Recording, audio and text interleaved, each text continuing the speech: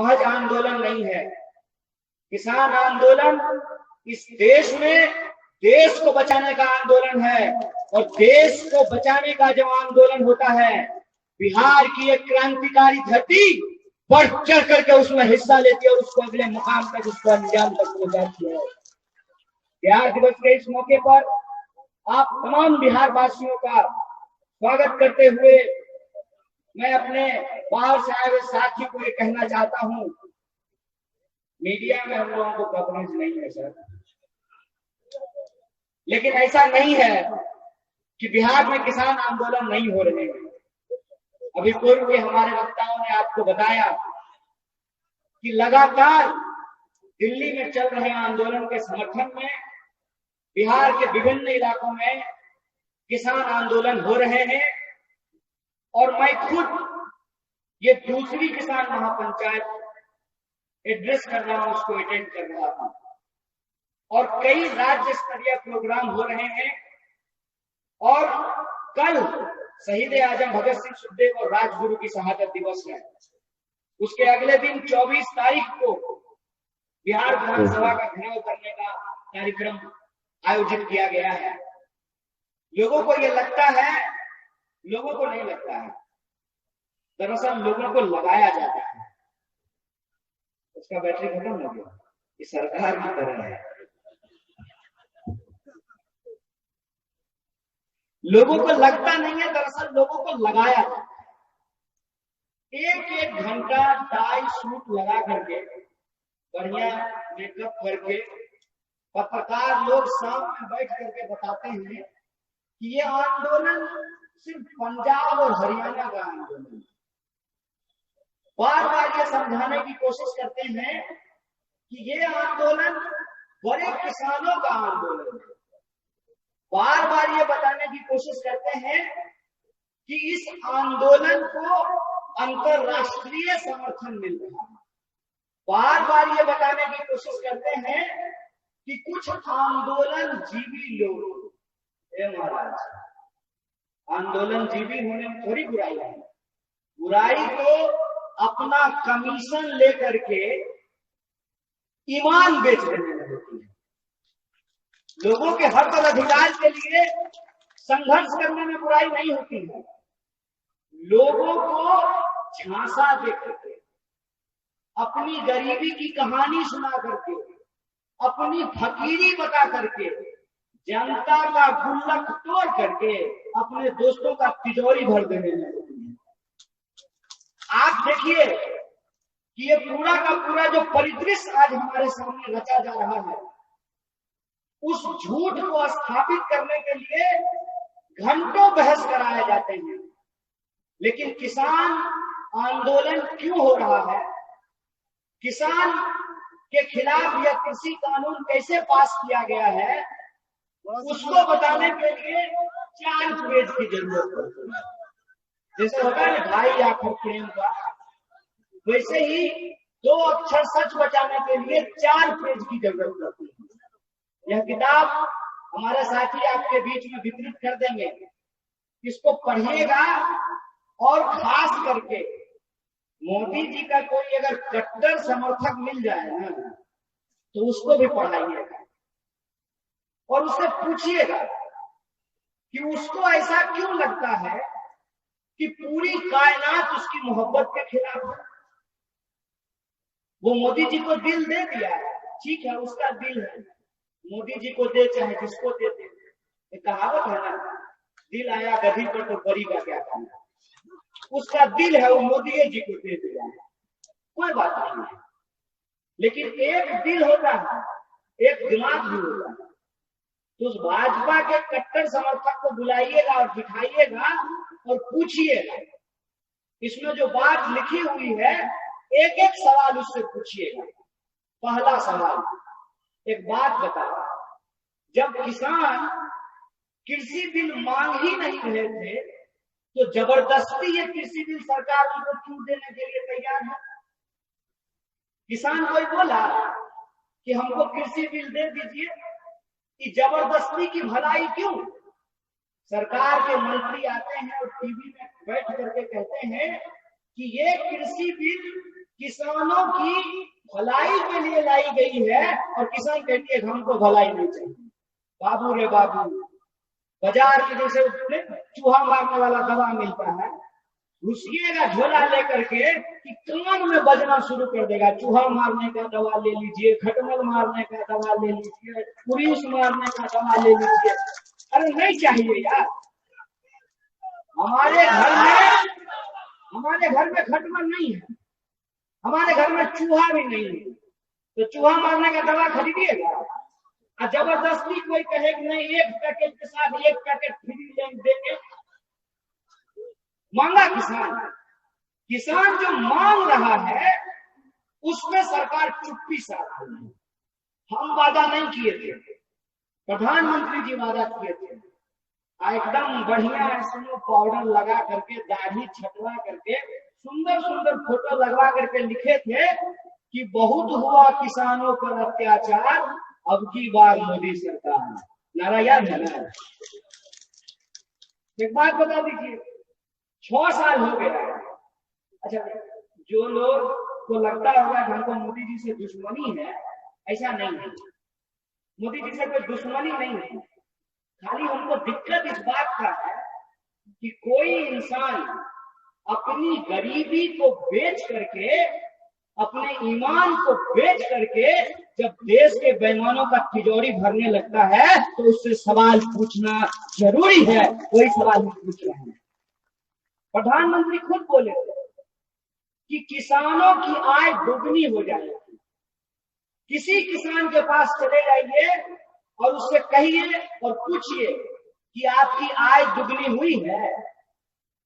कोई किसान अगर आपको ऐसा मिल जाए जो कहे कि हाँ हमारी आय दुगनी हो गई है, और जरा सरकार ये बता दे कि ये कृषि कानून किस तरीके से किसानों की आय को दुगनी कर देती। सरकार का तर्क नंबर 1 कहते हैं कि अब देश का किसान किसी भी इलाके में जाकर के धान बेचेगा। ये धान का कटोरा है, रोहतास की धरती है, तो आप अपना धान लेकर के त्रिवेंद्रम जाइएगा बेचने के लिए। यहाँ बाराती किसान नहीं जा पाता है। वैसे बारातियों में किसान नहीं जाते हैं जिस बाराती को रात को रुकना। क्यों? क्योंकि रात को अगर रुक जाएगा तो सुबह गाय माता को भोजन कौन कराएगा, दूध कौन निकालेगा।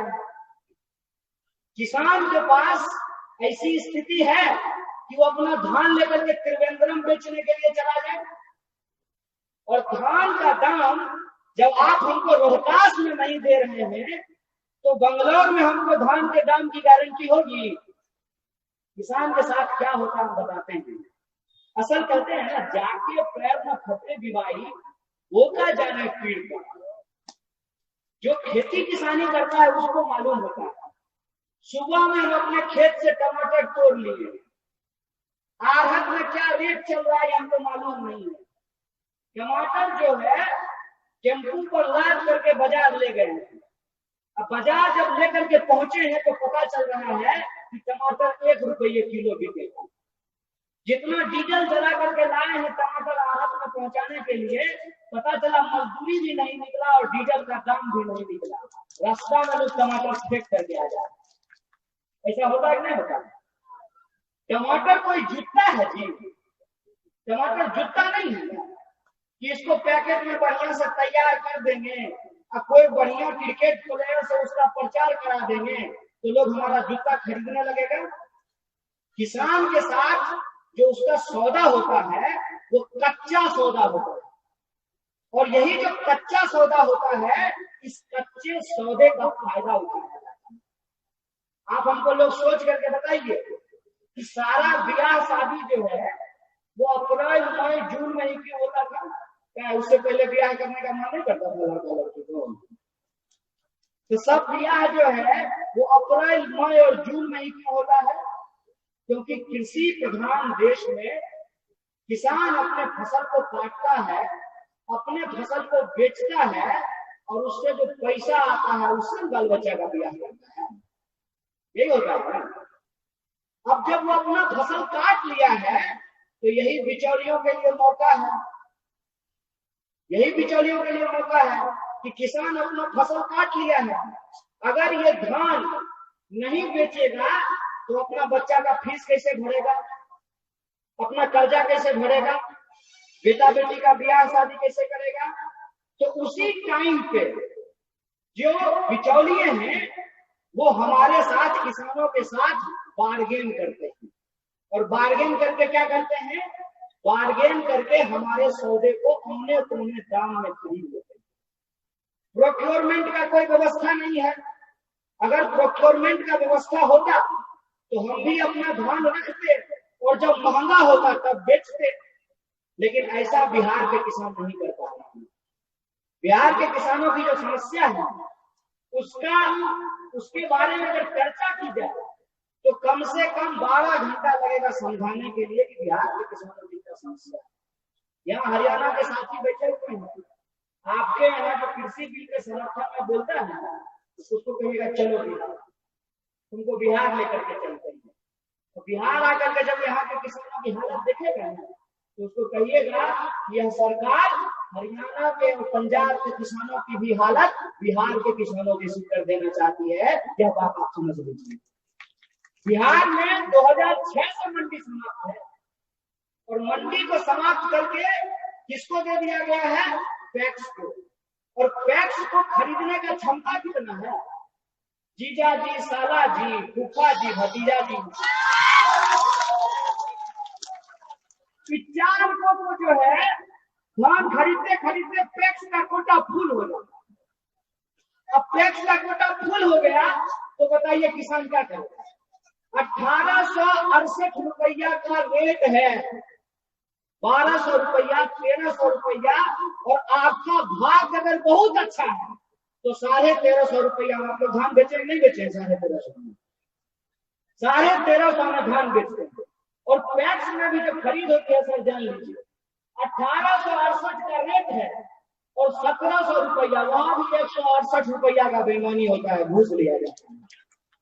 1600 का लीजिए, 100 रुपया का बेईमानी होता है। खुलेआम किसानों के सौदे के साथ सौदेबाजी होती है, और उनका कोई माय बाप नहीं है, उनको कोई पूछने वाला नहीं है।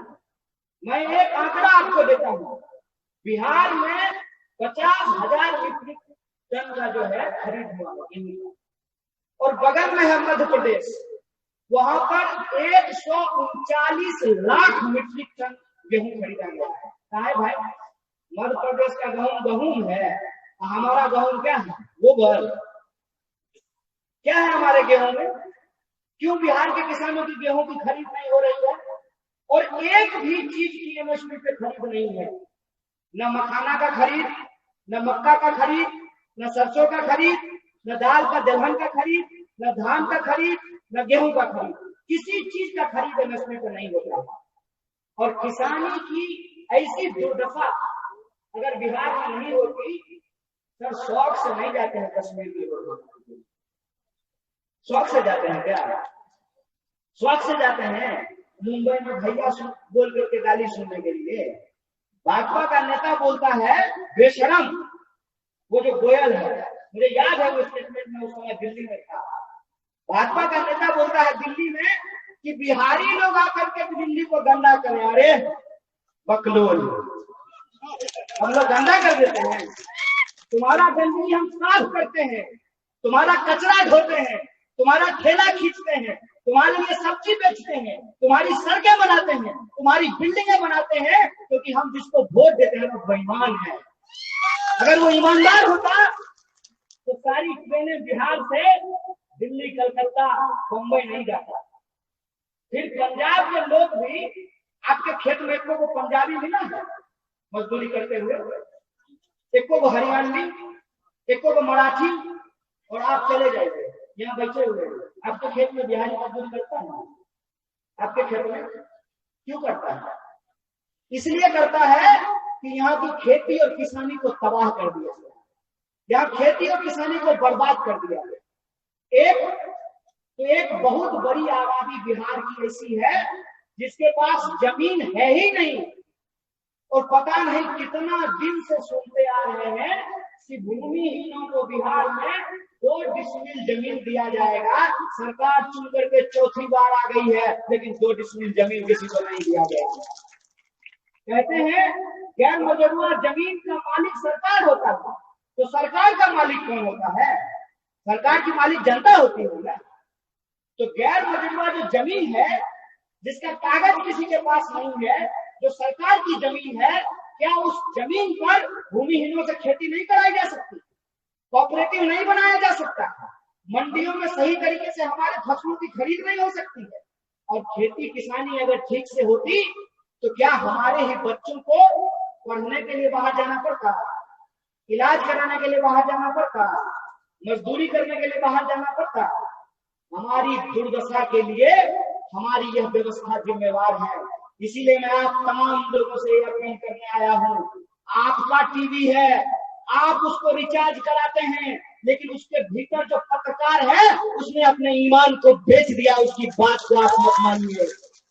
और मुझे बताइए कि कृषि कानून बिल अगर इतना अच्छा है, खेती का कानून अगर इतना अच्छा है, तो मैं 3 सवाल पूछना चाहता हूं। पहला, एक तो हम ये भलाई मांग नहीं रहे हैं, ठोठिया करके आप हमको जबरदस्ती कॉलर पकड़ करके आपकी भलाई हमारा करना चाहते हैं। दूसरा, आप कहते हैं कि मंडी समाप्त हो जाएगी तो किसानों का इससे लाभ होगा। आप बोलिएगा अपने जो भाजपा का नेता मिलेगा, आप भी उसको पलट के ठोठिया के पूछिएगा कि तुम बिहार में 2006 में मंडी समाप्त कर दिए हो, बिहार के किसानों का भला हो गया है? हाथ उठा करके बताइए, मंडी समाप्त होने से भलाई हुई है? देख लीजिए, मंडी समाप्त होने से किसानों की भलाई नहीं होती है। और सरकार कहती है कि हम बिचौलिया समाप्त कर देंगे। ये महाराज, सबसे बड़ा दलाल तो आप खुद हैं, सबसे बड़ा बिचौलिया तो आप खुद हैं। सरकार खुद बिचौलिया बनने के लिए तैयार है। एक बात हमको बताइए, जब यह कृषि कानून किसानों के हित में नहीं है तो किसके हित में है? किसके हित में है? तो रास्ते से आ रहा था, एक बड़ा मजेदार चीज देखा रोहतास में। ट्रैक्टर के बोनट को रंगा पेंट पहनाया हुआ है, देखें नहीं? इंजन पे जो है लोग कपड़ा पहनाए हुए थे। हम बोले कपड़ा काहे पहनाए हैं जी? तो बोला बालू नहीं घुस जाए इंजन में और बॉडी खराब नहीं हो, इसलिए उसमें कपड़ा पहना दिया। हम लोग अपनी चीजों से इतनी मोहब्बत करते हैं। प्रधानमंत्री के लिए उनका हेलीकॉप्टर प्यारा होगा, लेकिन इस देश के किसानों के लिए उनका ट्रैक्टर प्यारा है। और ये लड़ाई हेलीकॉप्टर और ट्रैक्टर के बीच में, ये लड़ाई देश बेचने वालों और देश को बचाने वालों के बीच में। ये लड़ाई वो जो लोग हमारा नाम लेकर के अपने दोस्तों का भला करना चाहते हैं, उनके बीच में। कह रहे हैं कि मंडी समाप्त कर देंगे, किसान अपना सौदा कहीं जाकर के बेच सकता है। अकल होता नहीं, अकल अगर होता तो ये दिक्कत नहीं होती। कई बार सत्ता अगर मूर्खों के हाथ में चली जाए तो देश का बहुत बड़ा नुकसान हो जाता है। और मूर्ख हम पढ़ने लिखने के हिसाब से नहीं कह रहे, अनुभव के हिसाब से कह रहे हैं। खेती किसानी का अगर अनुभव होता, खेती और किसानों में काम करने वालों का अगर प्रतिनिधि होता, मैं आपको बता दूं कि 545 सांसदों में से 150 ऐसे सांसद हैं जो अरबपति हैं, अरबपति, जिसने गरीबी देखी नहीं है, जो खेत देखा नहीं है, जिसको अरहर और चना का अंतर नहीं मालूम हो तो दोनों पीला नजर आता है, जिसको मसूर और बकुला का अंतर नहीं मालूम हो, वो लोग कृषि पर कानून बनाते हैं। कानून बना करके क्या कह रहे हैं कि किसान अपना सामान कहीं पे बेच सकता है। अरे महाराज, रोहतास से दूध लेकर के चलिएगा ना तो पटना नहीं पहुंचा पाइएगा, फट जाएगा रास्ते में दूध। ये क्या समझते हैं? इनको खेती के बारे में कुछ नहीं मालूम। दूसरा, ये क्या दावा कर रहे हैं कि मंडी समाप्त हो जाएगी तो किसानों का इससे भला होगा, बिचौलियों का मामला जो है समाप्त हो जाएगा। तो टैक्स खोल दिए हैं, बिचौलिया का मामला समाप्त हुआ है। मंडी समाप्त कर देने के बाद बिचौलिया समाप्त हो गया है, तो झूठ बात है ना। तो झूठ को झूठ नहीं बोलेंगे, झूठ को झूठ कहिएगा, झूठा को झूठा कहिएगा, फिर लोग कहता है कि आप लोग देश विरोधी बात कर रहे हैं। आप कब से देश हो गए? आपसे पहले भी प्रधानमंत्री बना था, आपसे आगे भी प्रधानमंत्री बना है। आपके भी आंख में काजल लगाया जाएगा जैसे दूसरे प्रधानमंत्रियों के हाथ में काजल लगाया गया है। क्या है आप, क्या है आपके लोग आपसे सवाल नहीं पूछेंगे। आप हमको बताइए कि आप कृषि कानून बिल में, कृषि बिल में ये जो आवश्यक वस्तु अधिनियम है उसको साथ में आप लेकर के हैं, क्या मामला है? अगर आप किसानों का भला करना चाहते हैं तो आवश्यक वस्तु अधिनियम साथ में क्यों पास किया गया है?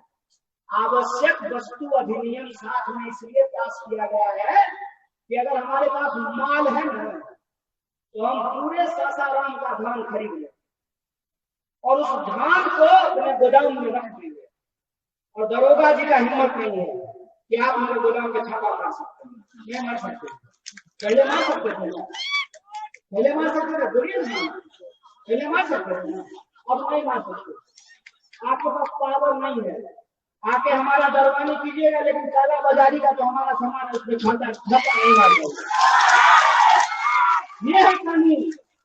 अगर हम पूरा धान खरीद लेंगे, अब मेरे पास कोल्ड स्टोरेज है तो हम आपसे धान खरीद लिए है 1300 में, हम आपको बाद में बेचेंगे 5600 में, आप हमारा क्या कर लीजिएगा बताइए? ये कानून क्यों लाया गया? और यह बात दिन रात टीवी पे बैठ करके देश की जनता को गुमराह किया जा रहा है। और आप कहते हैं कि कुछ लोग किसान को भड़का रहे हैं।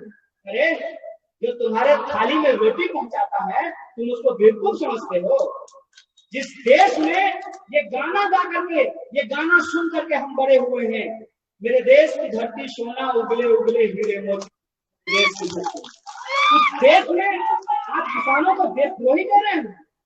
जिस किसान का बच्चा बंदूक लेकर के सीमा पे खड़ा होकर के इस देश की रक्षा करता है, उसके माँ बाप को आप देशद्रोही कह रहे हैं। हमको एक मंत्री बताइए, एक मंत्री जिसका बेटा फौज का नौकरी करता है, कैसे पाएंगे? मंत्री का बेटा जाता है फौज में, मुख्यमंत्री का बेटा, अंबानी का बेटा, अदानी का बेटा। आपके पिताजी क्या करते थे? किसान है ना। आप बंदूक लेकर देश का रक्षा कर रहे हैं ना, तो आपके माँ बाप देशद्रोही है देशद्रोही? बताइए। ये बेईमानी है, ये बेईमानी सरेआम हमारे आंख के सामने में हो रहा है, और इस बेईमानी को लोग समझ न जाए इसीलिए गुमराह किया जाता है। गए हैं आप लोग वहां मेला देखने के लिए, मौत का कुआं होता है उसमें, तो मौत का कुआं में एक होता है ड्राइवर, एक लड़की ऐसा ही खड़ा होती है। आइए आइए मौत का कुआं देखिए, देखिए नहीं जादू देखे, जादू जादू में क्या होता है? दाया बाया करके कागज उठा करके नोट बनाते। एक बार ऐसे ही स्टेशन के बाहर एक जादू हुआ, देखो जादूगर क्या किया, वो लड़का से कागज मांगा, उसको रुपया बना दिया। हम खुश हो गए, हमको बहुत अच्छा लगा। मेरे हाथ में कॉपी था, हम बोले सर आप ही ले लीजिए, सबको नोट बना दीजिए। तो बोला भारी बुर्बक हो तुम जी, कागज से अगर हम नोट बना लेते तो हम जादू दिखा करके पैसा मांग रहे होते। ये कहानी मैं आपको क्यों सुना रहा हूं? ये कहानी मैं आपको इसलिए सुना रहा हूं कि ये जो जादूगर अपनी जादूगरी दिखा रहा है, इसकी जादूगरी इसलिए चल रही है कि हमने अपने मुद्दों पर सोचना बंद कर दिया, हमने अपने सवालों पर विचार करना बंद कर दिया। रोज हमको एक नया मुद्दा दे दिया जाता, भोरे भोर उठिए आपके व्हाट्सएप पे गुड मॉर्निंग का मैसेज आया, और गुड मॉर्निंग के मैसेज के बाद धर्म बचाने का मैसेज आएगा, और रात को जब 12 बज जाएगा तो टीवी पे 2 तरह का प्रचार आता है, सिर्फ 2 तरह का, रात को 12 बजे के बाद प्रचार आता है। एक प्रचार आता है मर्दाना कमजोरी कैसे दूर किया जाए, और दूसरा प्रचार आता है कि कौन अंगूठी खरीदिएगा तो आप जो है सबसे अमीर आदमी बन जाएंगे। एक बात बताइए, हम भारत के लोग हैं और ये बिहार की धरती है, बिहार इस बार मनीश्वरनाथ रेणु का जन्म शताब्दी वर्ष मना रहा है और हमारी आंचलिकता इतनी मशहूर रही है कि बिहार के लोग अपने आप में पूरी की पूरी एक संस्कृति, पूरा का पूरा एक देश समेट करके चलते हैं। हम कमेरों की जात में दशरथ मांझी ने छेनी हथौड़ी लेकर के पहाड़ काट करके रास्ता बना दिया था। हम अपनी मेहनत से, अपनी काबिलियत से अपनी जिंदगी को जीना चाहते हैं, उसको बेहतर करना चाहते हैं, लेकिन हम अपने मुद्दों पे सोच न सके। इसीलिए जो बाजारू लोग हैं, जो मर्दाना कमजोरी और धर्म बचाने का और आपको धनी बनाने का अंगूठी बेचते हैं, वो हमसे हमारा मुद्दा छीन लेना चाहते हैं और आपस में मिलकर के रहने वाले लोगों को जात और धर्म के नफरत की आग में झोंक करके समाज का नुकसान करना चाहते हैं। इस बात सोच करके बताइए, क्या कहते थे ये लोग? सबका साथ। तो बीसीसीआई का सेक्रेटरी बनाने से पहले अमित शाह, गृह मंत्री है आपका, बीसीसीआई का सेक्रेटरी बनाने से पहले द्विवेदी शाह है, जैसा उसको सेक्रेटरी बनाने से पहले सबका साथ लिया था। आप जो पत्थर लेकर के जाते हैं फेंकने के लिए, तो सोचते हैं नफरत के नाम के आपके हाथ में पत्थर थमा दिया है और अपने बेटा को बीसीसीआई का सेक्रेटरी बनाना है। सोचिए इस बात को कि सत्ता पे आए इस बात के लिए कि हम बेकारी समाप्त करेंगे। समाप्त हो गई। 45 साल में देश में बेरोजगारी सबसे ज्यादा है। और सर हम आपको बता रहे हैं, अभी तो बस शुरुआत है। जय किसान हो गया है, जय जवान होना बाकी है। जिस दिन बेकारी के सवाल पे ये नौजवान अपने इसी मोबाइल को अपने लड़ने का हथियार बना दिए, उस दिन सरकार को घुटनों पे ला करके छोड़ेंगे। हमको इसका पूरा भरोसा है, हमको इस बात का भरोसा है। आज नहीं तो कल सुनाने में अच्छा लगता है। जीवन की सच्चाइयां बहुत कठिन होती है और जीवन की सच्चाइयां ये है कि एक एक करके रोज हमारे सरकारी संस्थानों को बेचा जा रहा है। कैसा राष्ट्रवाद होगा? कोई राष्ट्रवादी सरकार देश की राष्ट्रीय संपत्ति को कैसे बेच सकती है? किस तरीके से एक ही समाज में एक ही समय में कई तरह की व्यवस्था कैसे हो सकती है? कैसे हो सकता है बड़ोगा जी? आपका पेंशन बंद हो जाएगा और विधायक जी का पेंशन बंद नहीं होगा। कैसे हो रहा है? चोरी करके, बेईमानी करके, डकैती करके एक बार विधायक बन जाइए, जिंदगी भर पेंशन चलेगा। और राइफल लेकर के 18 घंटा नौकरी करिए, तब पर भी आपका बच्चा स्कूल में पढ़ता होगा ना, तो पूछता होगा पापा क्या करते हैं? कहता होगा दरोगा, तो खूब घूस लेते हुए में। घूस खाली दरोगा लेता है, घूस खाली सिपाही लेता है। कि पूरी की पूरी व्यवस्था ऐसी बनाई जा रही है कि लोकतंत्र तो है, सरकार को चुनने का अधिकार तो हमको है, लेकिन हम सरकार से सवाल नहीं पूछ सकते। क्या है भाई, राजा है क्या? लोकतंत्र में कौन राजा होता है? लोकतंत्र में जनता राजा होती है। रविंद्र जी जो है बड़ा अच्छा कहानी सुना कि मोदी जी आंख में आंख डाल करके झूठ बोलते हैं। बिहार में इनका इलाज करने के लिए आता, आज में कल इनका इलाज हम ही करेंगे। देश में जब तक आती है तो उसका इलाज भी बिहार का लोग करता है। क्या कीजिए, इमरजेंसी का जमाना, किसने बिगुल फूका? बिहार ने फूका। और इस अघोषित आपातकाल के खिलाफ भी अगर कहीं से आवाज बुलंद होगी, जय जवान, जय किसान और जय संविधान के नारे के साथ, तो बिहार से आवाज फूकी जाएगी। आंख में आंख डाल करके झूठ बोलते हैं, एक कहानी सुनाते हैं। ऐसे लोगों का इलाज क्या होता है? सकलुचिया का कहानी सुने हैं? सकलुचिया किसको कहते हैं? जो आंख में आंख डाल करके झूठ बोले। देखो सकलुचिया, उसको आदत क्या था कि किसी भी सभा में किसी न किसी को चुट्टी काट लेता। तो जब किसी को चुट्टी काटे तो कोई शरीफ आदमी उसको बोले चुट्टी क्यों काटना? मैं तो हम कहाँ काटना, चुट्टी काट दिया होगा, हम चुट्टी नहीं काटते। एक आदमी बड़ा समझदार, लोगों को लगता है सर हम मजबूर हैं, हमारी मजबूरी है कि हम काम करने के लिए देश के अलग अलग हिस्से में जाते हैं। हम मूर्ख नहीं हैं। बिहार वो धरती है जहां शंकराचार्य को मंडल मिश्र ने परास्त कर दिया था। बिहार वो धरती है। बिहार वो धरती है कि हर तरह के सामाजिक आंदोलन का केंद्र रहा है। यहाँ अगर नक्षत्र मालाकार हुए हैं तो यहाँ कर्पूरी ठाकुर भी पैदा हुए। बिहार वो धरती है क्या स्वतंत्रता आंदोलन के इतिहास को उठा करके देखिए, हर दौर में हमने किसी न किसी क्रांतिकारी को पैदा किया है। ये वो उर्वर भूमि है। तो बिहारी लोग उसका बढ़िया इलाज निकाला। उसका लक्ष्य जो लड़की का इलाज नहीं को तो समझदार बिहारी बोला, देखो हमारे जैसे कमजोर आदमी को छुट्टी काटा तो कुछ नहीं, बड़ा लोग को छुट्टी काटो। तो एक दिन संरक्षिया चला गया राजा के दरबार में। जगह बनाते बनाते बनाते धीरे धीरे पहुंच गया मंत्री के बगल में, और मंत्री के बगल से पहुंच गया राजा के बगल में। राजा को छुट्टी काटी। राजा को छुट्टी काटा। राजा जो है उसको बोला तुम्हारा इलाज करते। बोला कि तुम्हारी छुट्टी काटा है, इसका हाथ काटो। तो देखा हुआ बिहार के भीड़ को पीछे खड़ा।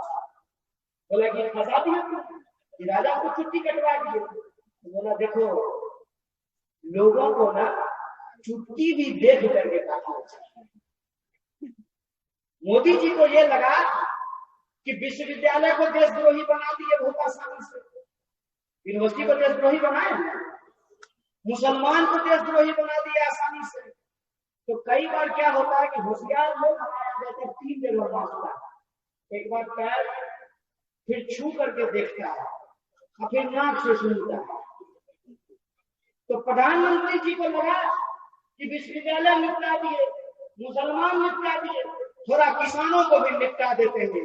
ये मोदी जी किसान है, बैल को गंसारी लगा करके पटक के नाच देते हैं। आप तो सरकार है, प्रधानमंत्री, आपको भी ये आंदोलन सबक सिखाएगा। और जिन लोगों को किसानों के पेशेंस पे भरोसा नहीं है तो उनको मैं एक बात बता देना चाहता हूँ। झोली में एक झोला जो है बीज लेकर के खेत में जाता है। हम आशावादी लोग होते हैं, झोली में बीज लेकर के जाते हैं, खून पसीना बहाते हैं, और जब फसल तैयार होता है तो काट करके ट्रैक्टर में बोरा में भर करके लाते हैं। ये हमारी ताकत है, ये हमारा आशावादी नजरिया। इसीलिए मैं आप तमाम लोगों से आग्रह करने के लिए आया हूँ कि ये आंदोलन सिर्फ किसानों का आंदोलन नहीं है। ये आंदोलन इस देश में लोकतंत्र को बचाने का आंदोलन है। ये आंदोलन हमारे आने वाली पीढ़ी को बचाने का आंदोलन है। ये आंदोलन इस समाज को, इस देश को बेहतर बनाने का आंदोलन है। और जिस तरीके से तमाम तरीके के सबूत छोड़ करके हमारे बुनियादी सवालों से जो हमको गुमराह किया जा रहा है, उस सवाल को फिर से पटरी पे लाने का आंदोलन है। इसीलिए हम लोग बार बार ये नारा लगा रहे हैं कि राष्ट्रपति हो या चपरासी की संतान, सबको शिक्षा एक समान। ये नारा हम किसान आंदोलन के साथ लगा रहे हैं। हम ये नारा लगा रहे हैं कि आपको कृषि कानून को वापस लेना पड़ेगा, और इसके साथ हम अपनी आवाज को बुलंद कर रहे हैं कि कमाएगा सो खाएगा, लूटने वाला जाएगा। हम लोग इस नारे को बुलंद कर रहे हैं। हम लोग कह रहे हैं कि सबको शिक्षा, सबको काम, मजदूर को मजदूरी, किसानों को उनके फसल का दाम, हिंदू हो या मुसलमान सबको मिले बराबर का आत्मसम्मान। हम ये नारा लगा रहे हैं। किसी आशा और उम्मीद के साथ हम आपके बीच में आए हैं कि जो आंदोलन चल रहा है आपका साथ और समर्थन उस आंदोलन को मिलेगा, और उस साथ और समर्थन से हम इस देश में एक नया मुस्तकबिल लिखने का कोशिश करेंगे। और इस सरकार को बताएंगे कि सरकार हमारे टैक्स के पैसे से चलती है, सरकार हमको कुछ नहीं देती है, बल्कि सरकार को हम अपना सब कुछ देते हैं। इसीलिए सरकार देने के नाम पर जो हमारी जमीन है उसको छीनने के साजिश को समाप्त करे, और अपने दोस्तों का तिजोरी भरने के नाम पर कृषि कानून जो वो लेकर के आई है उसको वापस ले। अगर कृषि कानून वापस नहीं तो घर वापस नहीं जाएंगे। ये आंदोलन देश के कोने कोने में फैलेगा। बोलिए फैलेगा कि नहीं फैलेगा? लड़ेंगे कि नहीं लड़ेंगे? तो आने वाली 24 तारीख को आप पटना आइए, विधानसभा घेरा जाए और नीतीश जी से पूछा जाए कि बताइए क्या आप कृषि कानूनों को बिहार में लागू करेंगे कि नहीं करेंगे। अगर आप लागू करने की सोच रहे हैं तो आप 2 बार विचार कर लीजिए। बिहार की इस धरती पर किसानों को तबाह करने वाला ये नया कृषि कानून लागू नहीं होने दिया जाएगा। बोलिए लागू होने दिया जाएगा? इसको विरोध किया जाएगा ना? तो किसान की यह भूमि, रोहतास की ये महान धरती इसको धाम का कटोरा कहा जाता है। इस पूरे इलाके में इस आंदोलन की बुगुल को आगे बढ़ाइए और इस लड़ाई में हम जय जवान, जय किसान और जय संविधान के नारे के साथ आगे बढ़ेंगे। बहुत बहुत धन्यवाद, शुक्रिया। इनकलाब जिंदाबाद, हमारी एकता जिंदाबाद।